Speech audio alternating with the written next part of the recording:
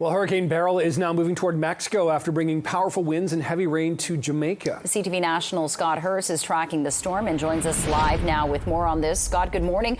Where is Hurricane Beryl at this moment, and where is it heading?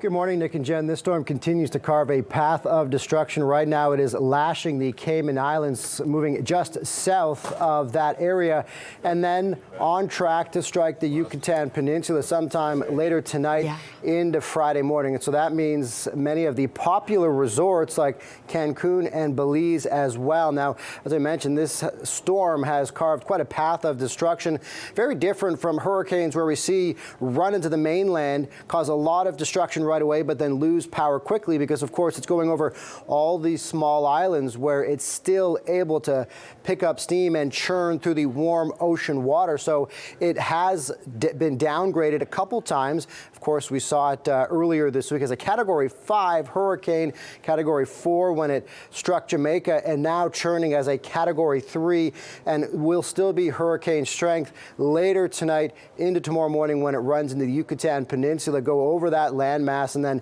back out to open water and could regain hurricane strength, Nick and Jen, when it strikes the Mexican mainland. Yeah, okay, so what about the extent of the damage so far? We know what could happen. What has happened, though, Scott?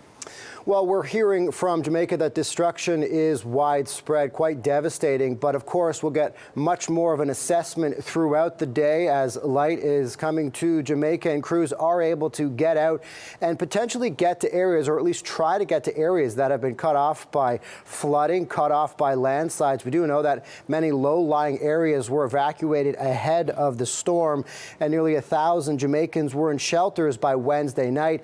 And we do know that the Office of the Prime Minister declared a disaster zone for the entire island preemptively even before the storm struck. So they weren't taking any chances, trying to get as many people to higher areas, safer areas as possible. But some of the video that we're seeing out of Jamaica and what we're hearing already is that the destruction is quite widespread. We're hearing of at least one death of a tree falling on a woman, and that we're hearing that the death toll throughout the entire region has risen to at least 10, but that is also expected to rise as communication comes back online to many communities that have been cut off, guys. Yeah, just a devastating storm really gives you the sense of the power of nature. Appreciate this update. That is CTV National's Scott Hurst. Scott, thanks.